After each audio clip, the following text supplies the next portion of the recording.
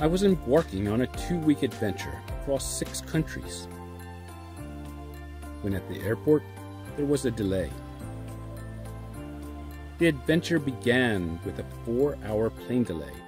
You know the one where the airlines tell you half an hour and to stay in the area, and then they repeat this every 30 minutes for several hours. Europe is rich in history. While today I will discuss London, I will try to show similarities and advancements with each of these countries. For example, Westminster Abbey of London, Cologne Cathedral of Germany, and Notre Dame Cathedral of France all have Gothic architecture designs. This adventure begins with me flying across the pond to London. My hotel is 2 miles, 3 kilometers from Center City. Come join me as we walk through one of the oldest and most diverse cities in the world. We will see the most accurate clock in the world, an abbey that no longer houses monks or nuns, the world's largest home, and more. I ride the infamous double-decker red bus to Central City, London. London is the capital of England and the United Kingdom, dating back to the ancient Roman times. It has burned down and been rebuilt a few times. Let's begin with Westminster Abbey, one of the most famous religious buildings in the world. Today, it no longer works as an abbey housing monks or nuns, but still hosts important religious activities.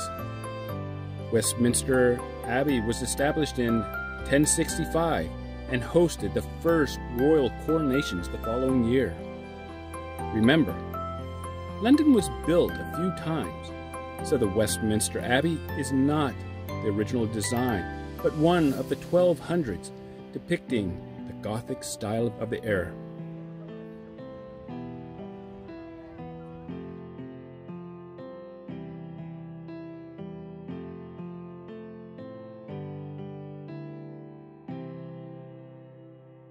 The London Bridge you see here today is modern and recent. Therefore, it lacks historical significance. However, an older bridge that dates back to 1176 inspired the nursery rhyme we all learn. You know the one. London Bridge is falling down, falling down. This is not even the original bridge, since London dates back to ancient Roman times. Big Ben is not the clock tower as many people think or associate. Big Ben is just the bell, and only the bell.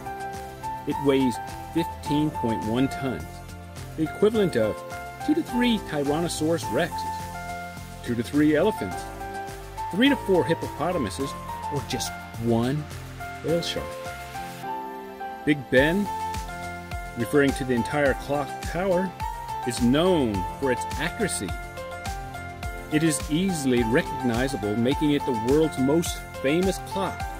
But remember, Big Ben is really just the bell. The clock tower stands at 320 feet, or 97.5 meters. It's a third of the size of the Eiffel Tower. But it's about the same size as the Statue of Liberty. The hands on the clock, they're 9 feet and 14 feet, or 2.7 and 4.3 meters. Did you know this is longer than your bed and longer than your bedroom, respectively? Like many buildings in London, the original Houses of Parliament burned down. These buildings are from the mid-1800s. Do you notice the Gothic style? Gothic architecture became popular in the late Middle Ages between 1100 and 1500, but we're in the 1800s. That's because in the 1800s, a revival of Gothic architecture began, hence the Gothic design. Besides being historical, the Houses of Parliament still function today as the home to the UK's government.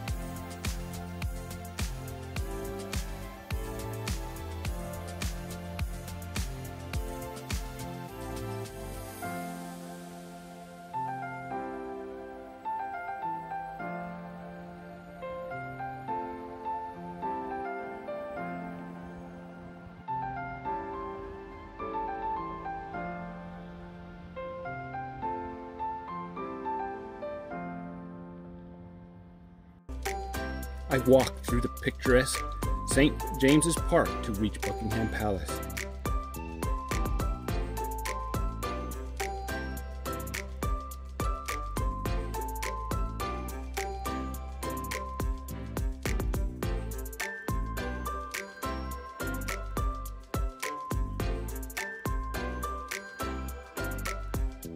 Buckingham Palace, another world-renowned London landmark, is the home of the Queen. The balcony of Buckingham Palace is probably more famous than the palace itself. While Buckingham Palace was built in 1705, it did not burn down like the other structures of England.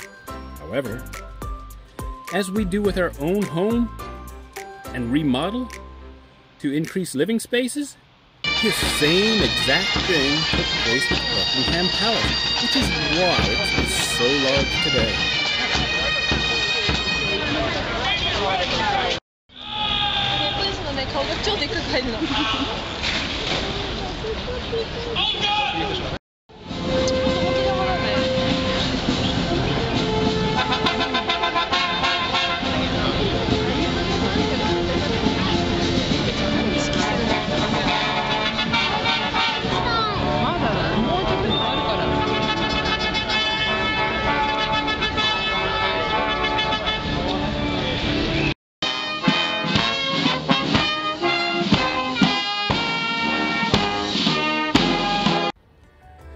Well, having so much daylight left in the day, and having seen much of the well-known places in London, I decide to walk back to my hotel room.